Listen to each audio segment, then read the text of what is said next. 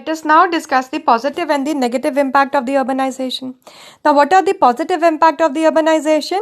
That the cities and the towns, they would be more efficient than the rural areas. Electricity, basic amenity supply, it would be there.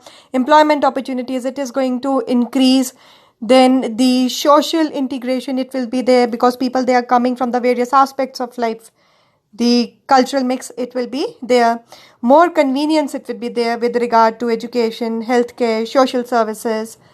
But at the same time, the negative impacts, it would also be there. Like the unemployment, it will be on rise because many people, they come from the same job. The growth of the slums, it is going to take place. Housing and the sanitation systems, it would be a totally disrupted system. Land insecurity, it would be there. People, they would be living down in the poor and the unhygienic living conditions. Now here I have given you the positive as well as the negative impact of the urbanization, a comparison, so you could have a look over here and see it for yourself, the difference between two. Continuing with the negative impact, the crime rate is also going to be increased out because slums, they would be formed up, and unemployment, it is going to be there. Poverty will force people for crime, to go for the crime, so crime rate is going to increase. Now not only that, the environmental impact would also be there.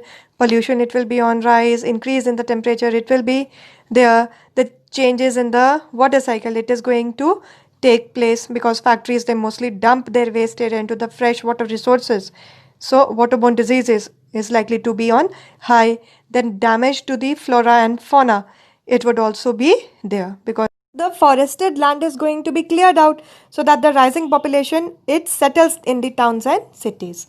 Now next topic, that is of satellite cities. Now what are these satellite cities? It is a concept in the urban planning that refers to the smaller metropolitan areas which are located somewhere near to but are mostly independent of the larger metropolitan areas. It simply means that when the people, they migrate towards the cities, they need a place to settle down. So where would that place come from? From the adjoining urban areas. So take example of Delhi, Faridabad, Ghaziabad, Gurugram, Noida. These are the satellite cities. So then what are the features or the advantages of having the satellite cities then?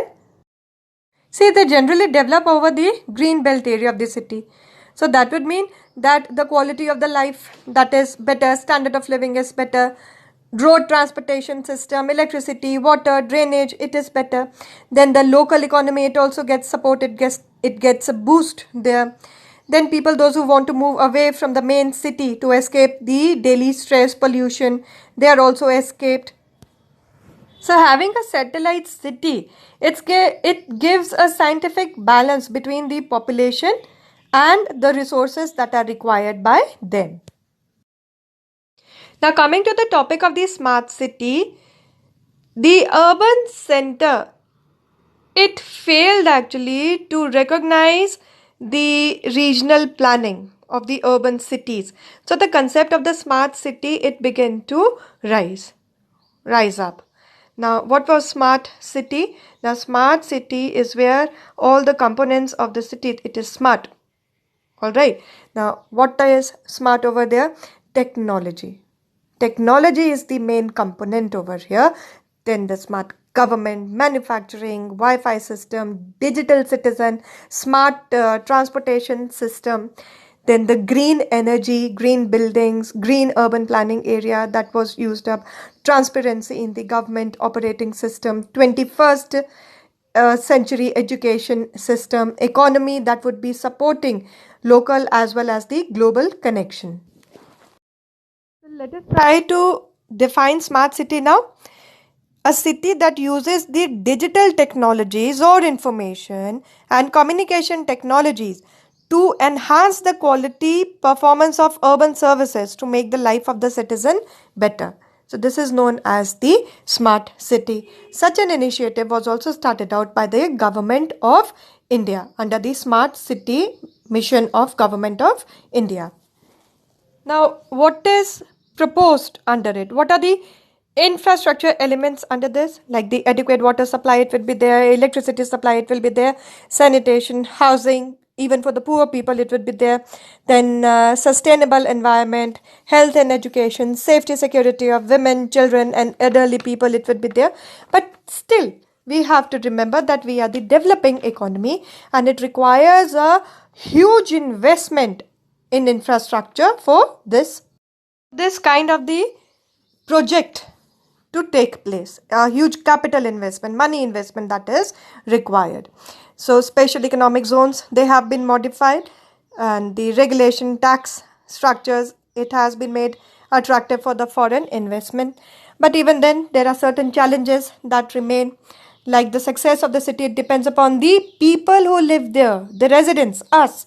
So we have to be accommodating towards all the kind of the investment that is being done on us. Then the visitors, the entrepreneurs, people who actually invest their money, their capital in it, they are required. Then the people, those who are actively involved in the energy saving and implementation of the new technologies, they are required. So all in all, with regard to all of these factors that I said, time is also required to develop such cities. With this, we come to the end of the session of chapter number 4, urbanization. Now, anyhow, this was second term chapter, but it has been done here for you. Explanation is finished. In the next slide, I'll give you the set of the question answers as well. So until then, children, take care and carry on with the reading.